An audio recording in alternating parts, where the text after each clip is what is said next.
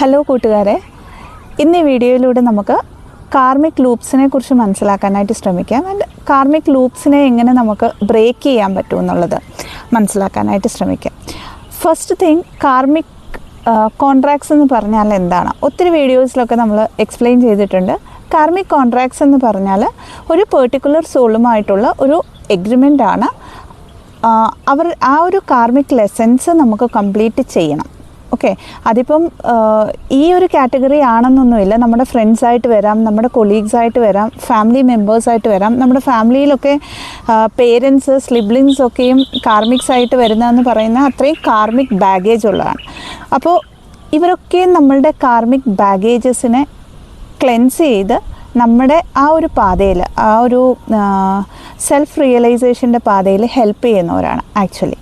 എന്നാൽ twin flame journey, പ്രത്യേകിച്ചും twin flame ജേർണിയിലുള്ളവർക്ക് divine ഫെമിനൈന് ആദ്യം കാർമിക് ക്ലിയറൻസ് നടക്കും. അതായത് അവേക്കണിങ്ങിൽ വന്നു കഴിഞ്ഞ് ഇന്നർ വർക്ക് ചെയ്യുമ്പോഴത്തേക്ക് നമുക്കൊക്കെയും പല കാർമിക്സ് നമ്മുടെ ലൈഫിൽ നിന്ന് പോകുമ്പോൾ, അല്ലെങ്കിൽ ഇവർ കാർമിക്സ് ആണെന്നറിയാം, ഇതിനെ എങ്ങനെ നമുക്ക് ആ ഒരു ലൂപ്പിൽ നിന്ന്, അതായത് ഈ കാർമിക് കോൺട്രാക്ട്സിനെ എങ്ങനെ എൻഡ് ചെയ്യണമെന്ന് അറിയത്തില്ല, ഇത് എൻഡ് ആവുമോ അറിയത്തില്ല, ഇത് എൻഡ് ചെയ്യണമെങ്കിൽ ഞാൻ എന്ത് ചെയ്യണം എന്നൊക്കെയുള്ള ഒത്തിരി ക്വസ്റ്റ്യൻസ് വരാറുണ്ട്. അപ്പോൾ അതിനുള്ള മറുപടി അതായിട്ടാണ് ഈ വീഡിയോ.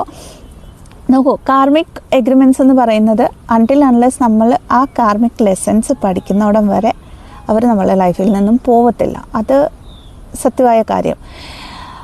ഒരു പക്ഷേ അങ്ങനെ ഒരാൾ നമ്മളുടെ ലൈഫിൽ നിന്നും ആ ഒരു ലെസൺസ് കംപ്ലീറ്റ് ആയി കഴിഞ്ഞിട്ടില്ലാതെ പോയാൽ തന്നെ സിമിലർ കൈൻഡ് ഓഫ് പേഴ്സൺസ് നമ്മുടെ ലൈഫിൽ വരും. അത് രണ്ടാമത്തെ കാര്യം. അപ്പോൾ ഇത് ഫ്രണ്ട്സായി, ഫാമിലി മെമ്പേഴ്സായി, മറ്റു പല റിലേഷൻഷിപ്സിൽ വരുന്ന കാർമിക് ലൂപ്സാണിത്.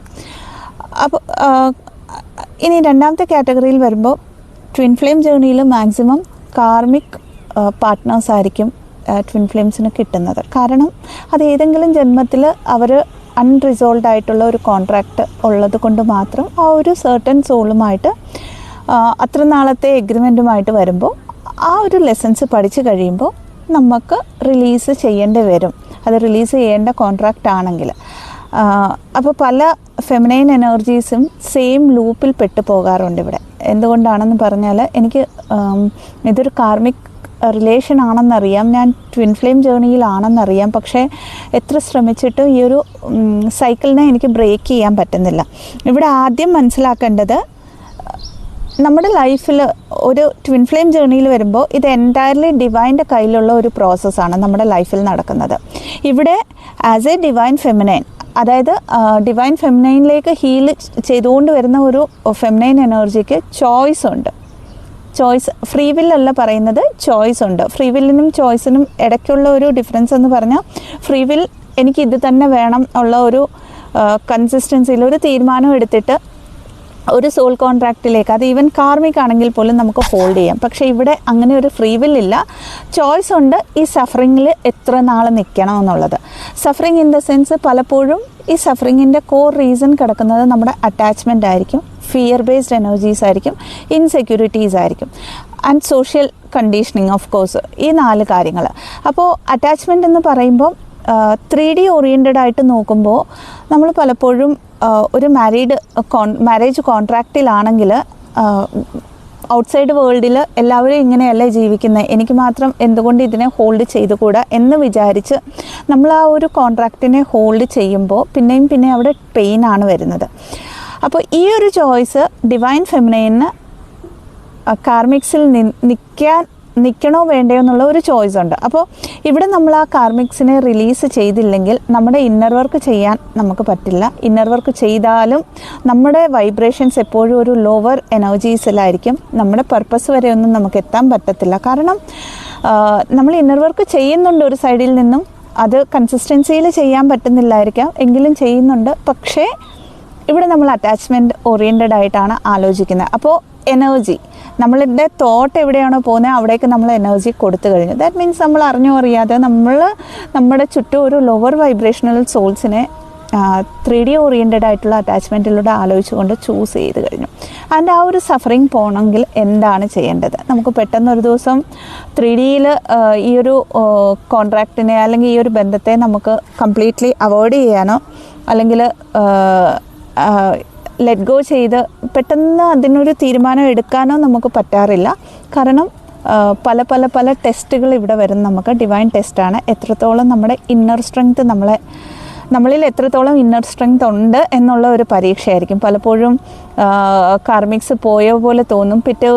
പിറ്റേ നെക്സ്റ്റ് ഫേസിൽ വരുമ്പോഴത്തേക്ക് അവർ വളരെ കുറച്ചൊന്ന് സ്നേഹത്തോടെ സംസാരിക്കുമ്പോൾ, അല്ലെങ്കിൽ അവരൊന്ന് വന്ന് സോറി പറയുമ്പോഴത്തേക്ക്, അല്ലെങ്കിൽ വാട്ടെവർ ആ ഒരു കൺസേൺഡ് കാര്യങ്ങൾ നമ്മളുടെ ലൈഫിലേക്ക് വരുമ്പോഴത്തേക്ക് again we choose the same pattern. നമ്മൾ ആ കാർമിക്സിനെയും പിന്നെയും നമ്മൾ ചൂസ് ചെയ്യുന്നു, നമ്മുടെ ലൈഫിലേക്ക് പിന്നെയും കൊണ്ടുവരുന്നു.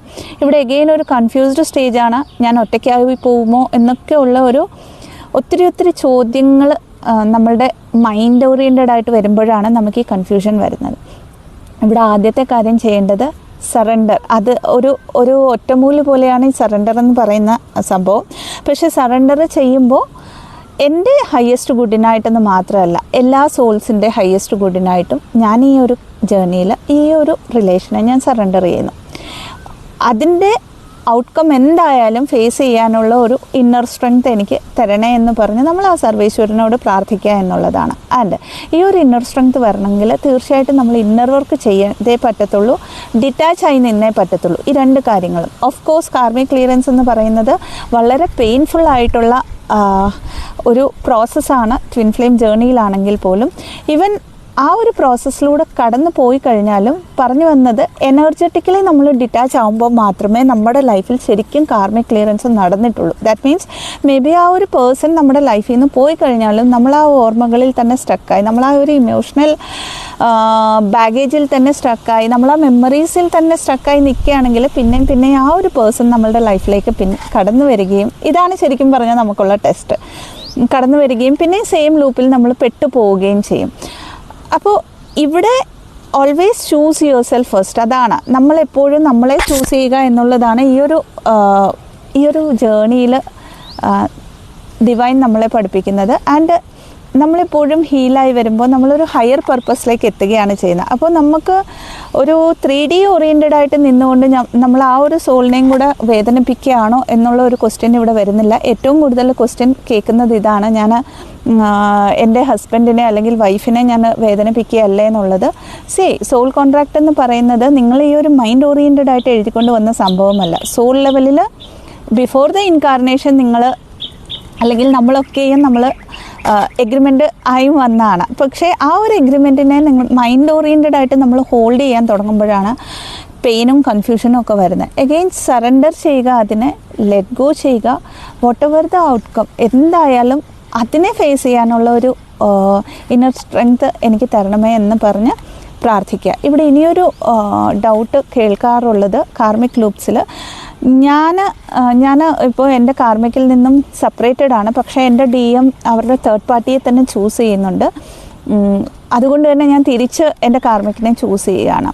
എഗെയിൻ ഇവിടെ ഏറ്റവും വലിയ ടെസ്റ്റാണ്, ഡിവൈൻ ടെസ്റ്റാണ് ആ ഒരു ഫെമിനൈൻ എനർജിയുടെ ലൈഫിൽ നടക്കുന്നത്. ബിക്കോസ് ആ ഒരു റിഫ്ലക്ഷൻ, അതായത് നിങ്ങൾക്ക് നിങ്ങളുടെ മിറർ സോളിൽ നിന്നും റിഫ്ലക്റ്റ് ബാക്ക് ചെയ്ത് നിങ്ങളുടെ കാർമിക് എഗ്രിമെൻറ്റ്സ് കഴിഞ്ഞാലും നിങ്ങൾ പിന്നെയും ആ പെയിനിലിരിക്കാൻ നിങ്ങൾ ചൂസ് ചെയ്യുന്നു എന്നുള്ള ഒരു വാസ്തവമായ കാര്യമാണ് അവിടെ നമുക്ക് ആ ഒരു ട്രിഗേഴ്സിലൂടെ, ആ ഒരു ബ്ലോക്കേജസിലൂടെ എടുത്ത് കാണിക്കുന്നത്.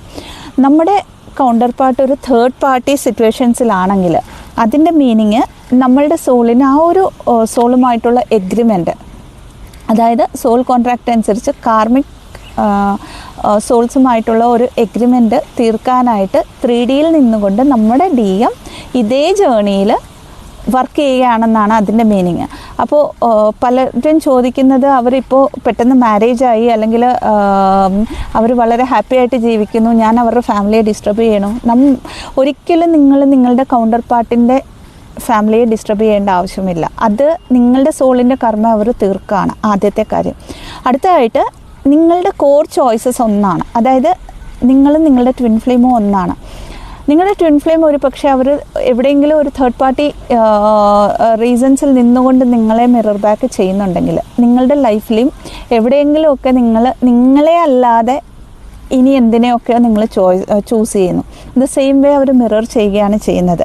ആൻഡ് ഇവിടെ നിങ്ങൾ ഒരു ഡിവൈൻ ഫെമിനൈൻ ആണെങ്കിൽ ഇനിയൊരു കാര്യം പറയാനുള്ളത്, അവരുടെ കംപ്ലീറ്റ്നെസ്സിൽ വന്നു കഴിഞ്ഞിട്ട് മാത്രമേ ഒരു ട്രൂ ട്വിൻ ഫ്ലെയിം യൂണിയൻ നടക്കത്തുള്ളൂ.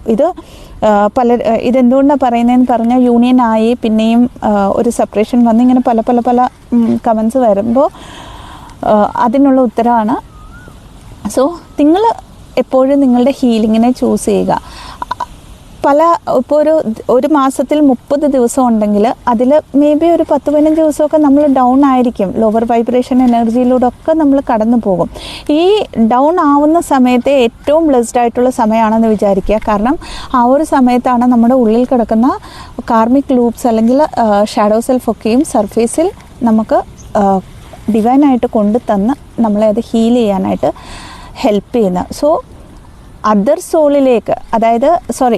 സോൾസിലേക്ക് നിങ്ങൾക്ക് ഒരു കോഡിപ്പെൻഡൻസി ആയിട്ട് നിങ്ങൾ നോക്കുമ്പോഴും, നിങ്ങളുടെ തന്നെ സോളായ നിങ്ങളുടെ കൗണ്ടർ പാർട്ടിലേക്ക് നിങ്ങൾ നോക്കുമ്പോഴും അവിടെ നിങ്ങളുടെ കംപ്ലീഷൻ്റെ എനർജി വരുന്നില്ല. കംപ്ലീഷൻ ഇൻ ദ സെൻസ് എല്ലാ തരത്തിലും, ഫിസിക്കലി ആണെങ്കിലും ഇമോഷണലി ആണെങ്കിലും ഫൈനാൻഷ്യലി ആണെങ്കിലും നിങ്ങളുടെ 3D ലൈഫിലെ ഓൾ ആസ്പെക്ട്സിലും നിങ്ങൾ കംപ്ലീറ്റ്നെസ്സിൽ വന്നു കഴിഞ്ഞാൽ മാത്രമേ ആ ഒരു യൂണിയൻ, പെർമനൻറ്റ് യൂണിയൻ എന്ന് പറയുന്നത് നടക്കാറുള്ളൂ. സോ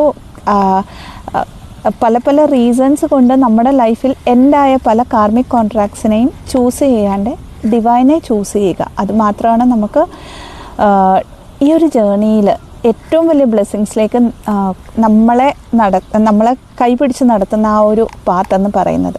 അപ്പോൾ ഇത്രയാണ് പറയാനുള്ളത്. വീഡിയോ ഹെൽപ്ഫുള്ളാണെങ്കിൽ ചാനലിനെ ലൈക്ക് ചെയ്യാവുന്നതാണ്, ഷെയർ ചെയ്യാവുന്നതാണ്, സബ്സ്ക്രൈബ് ചെയ്യാവുന്നതാണ്. Thank you so much. Blessings. ഓം നമഃ ശിവായ.